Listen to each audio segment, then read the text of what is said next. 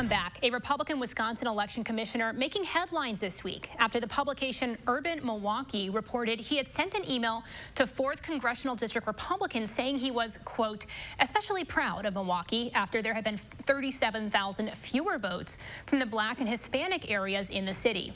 Now, a reminder, Spindell sits on the Election Commission and was also one of 10 alternate electors who signed Wisconsin paperwork to elect Donald Trump in 2020, not the state's winner, Joe Biden. Spindell joins me now. Thank you so much for joining. Glad to be here. I'm going to dive right into it. Opposition is saying that these comments are racist. What would you say to that? Well, I'd say that they're anything but. I would never promote anything that would be considered racist or suppression or anything along that line. I made that very public, both as a City of Milwaukee election commissioner for almost 18 years and also being on this board.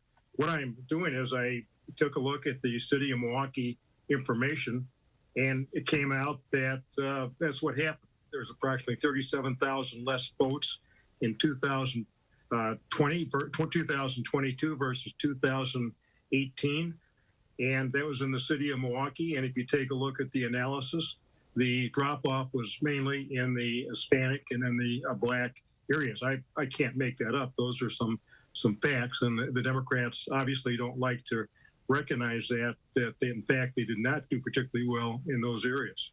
I guess the argument here would be saying you're especially proud of that. Does that suggest that you're looking for fewer votes from Black and Hispanic people? Well, I think you have to look at this realistically. If somebody has been voting for years and generations as a Democrat, it's pretty hard to switch them from a Democrat to Republican automatically. And consequently, the Republican Party, we like to point out the benefits that we provide and also point out that the Democrats that they've been voting for years really are much worse or equal, no worse than the Republicans that they have been told to think are terrible as well. And I think what happens is when some of these people take a look at this and see that the Democrats have not done what they said they've done, and all they've done over these last 50 years really or more is expect and demand that they vote Democratic and not provide the services, livelihoods, and things along that line that they should, that the people in these areas should expect.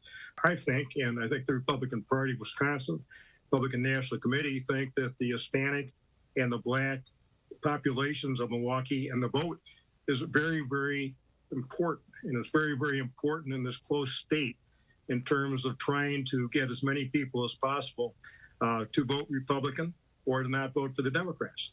Every person that votes for a Democrat has got to be offset by a Republican somewhere.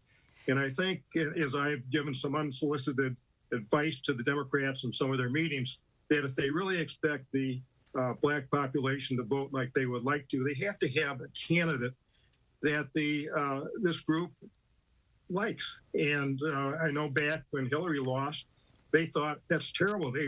People did not come out and vote for Hillary. Well, nobody liked Hillary. And you have somebody else like President Obama, where everybody loves Obama, and they come out in groves. I've seen various elections, the same type of elections being packed. In other elections, you could run a bowling ball through. So I think if Dems want to better get more turnout, they need to have candidates that are liked and do something for the Black population or the Hispanic population. So, but I have to ask you this, right? Because you sit on the Wisconsin Elections Commission. For viewers, that's a 6-member body, 3 Democrats, 3 Republicans that help control the decisions made by the Wisconsin Election Commission about how elections are administered. So we've seen over the past 2 years in Wisconsin, we have seen things like absentee ballot drop boxes. They're no longer legal in Wisconsin. We've seen other ways to, in the words of Democrats, to suppress the vote. So how might these comments not be used by your opponents to demonstrate that there could be an effort here to suppress people of color and their votes? Well, I think people need to recognize that there were no absentee ballot drop boxes in 2018. That's something that came along in 2020. But they were legal. Excuse me, but they were legal in 2018, and there were a few around Wisconsin. Yeah, but in Milwaukee, we might have had one downtown if we had that. I know a lot about the city of Milwaukee. I don't know about the rest of it. There were not many. There were not, as there were in 2022, or 2020, there were not 500 or 600 of them, or 5,000 of them throughout the state. But I think getting back, it's not these items that you mentioned, it's a situation that the Republicans finally, after all these years, the Republican Party of Wisconsin, the Republican National Committee are finding the importance of the black vote, the Hispanic vote. And I am actually a national officer of the Republican National Hispanic Assembly, which has worked very hard in terms of throughout the country in terms of electing black, Hispanic, and other Republican candidates to office. So we recognize that that's where the future is for our party, and I've been pushing that for a long time. Finally, they come around. Your term lasts through May 2026. You have another 3 years. You have a lot of history with your co-commissioner, Mark Thompson. He's now calling for your resignation in the light of these comments. What's your response to him? Well, this is about the third or fourth time that Mark has called that. I remember Dean Knudsen called for Ann's resignation.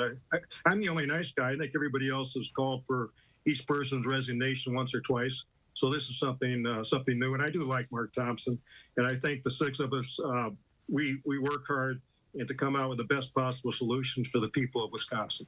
All right. Well, Bob, thanks so much for coming on and agreeing to respond to some of these questions. I appreciate it. Well, thank you very much for having me. All right. Thank you. We will be right back.